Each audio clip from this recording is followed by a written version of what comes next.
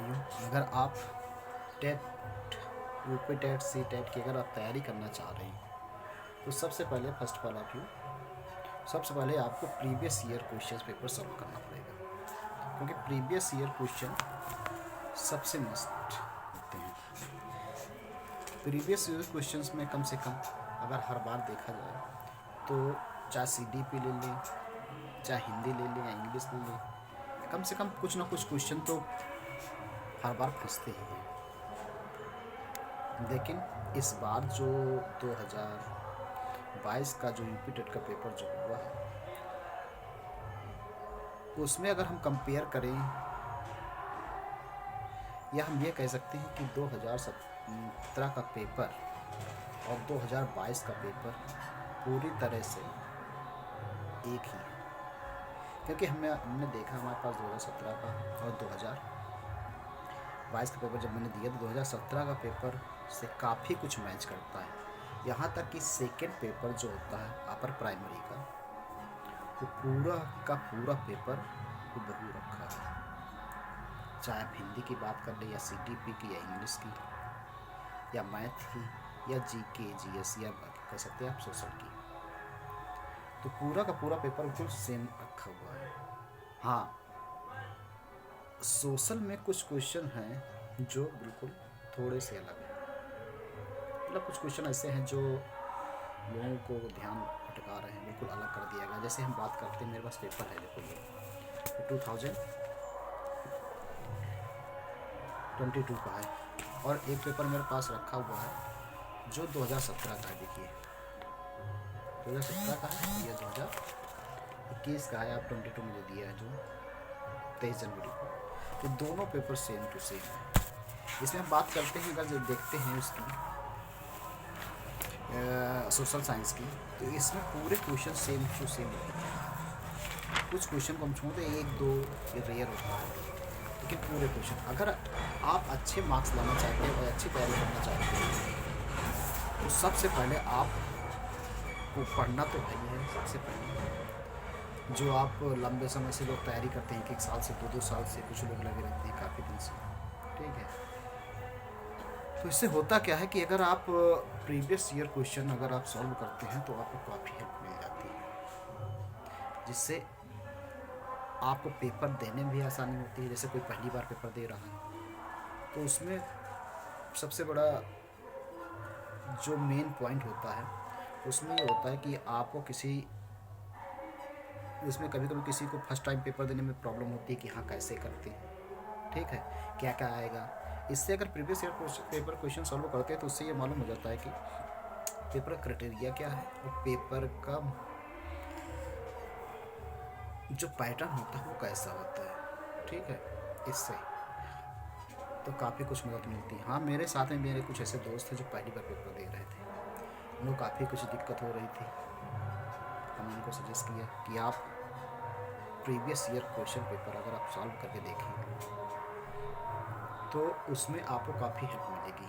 Help क्या, आपका जो अंदर का जो डर होता है, जो फर्स्ट टाइम से पेपर देने जाता है, पहली बार अटेम्प्ट करता है, क्वेश्चन पेपर करता है या कुछ भी करता है, जैसे सपोज पेपर देने में, तो उसमें कोई प्रॉब्लम नहीं आती। आपका जो डर होता है वो पूरी तरह से ख़त्म हो जाता है। तो मैं तो यही बता रहा हूँ कि अगर आपको पेपर देना है तो ये ऐसे रेयर ही चांस आते हैं जो सेम पेपर रख दिया जाता है, थोड़ा सा बदलाव कुछ क्वेश्चन में उलट फेर कर दिया जाता है, ठीक है। लेकिन आप अगर पास होना चाहते हैं तो अगर आपकी तैयारी अच्छी है, उसी तरह की मॉडल पेपर आपने ध्यान से देखा है या ध्यान से तैयार किया, ऐसा नहीं कि एक बार देख लिया बस छोड़ दिया कि हाँ हमने एक नज़र सरसरी तौर पे, ऐसा नहीं है। पेपर तैयार करने का मतलब होता है प्रीवियस ईयर का कि आपको ध्यान से, बिल्कुल उसी तरह ध्यान से देखना है, ठीक है। एक एक क्वेश्चन को अपने माइंड में सेटअप कर लेना है कि हाँ ये क्वेश्चन किस ईयर का था। अगर आपको इतना है तो आप एक रट डालिए, पूरी तरह से रट डालेंगे, रट डालिए। इससे क्या होता है कि आपके अंदर जो एक बार नहीं, अगर आप एक पेपर को कम से कम 5-6 बार, हम तो कहते हैं जितने टाइम हो सके तो उतनी बार आप कर सकेंगे, 10 बार, 15 बार, 12 बार, जितना चाहें उतना कर सकते हैं। वो आपके लिए बेनिफिट में रहेगा। ठीक है। हाँ, कुछ सब्जेक्ट ऐसे सपोज दैट किसी किसी कुछ सब्जेक्ट वीक होते हैं जैसे मैथ। ठीक है। तो अगर आपको मैथ्स नहीं आती है, ऐसा तो हो नहीं सकता किसी कुछ कुछ अगर बेसिक तो आती होगी, क्योंकि बेसिक ही पूछी जाती है प्राइमरी में हो या जूनियर में। लेकिन कुछ क्वेश्चन एडवांस के भी होते हैं, ऐसा नहीं कि पूरा बेसिक होता है। ठीक है। तो अगर ऐसा है तो आप उनको रट सकते हैं। ठीक है। या कॉन्सेप्ट समझ के उसको लगा सकते हैं अगर आप मैथ में इंटरेस्ट है। सपोज आप इंटरेस्ट नहीं है, ठीक है, आपका सोशल या इन्वायरमेंट में ज़्यादा इंटरेस्ट है, तो आप सोशल इन्वायरमेंट को अच्छी तरह से पढ़ लीजिए, पूरी तरह से तैयार कर लीजिए आप। ठीक है।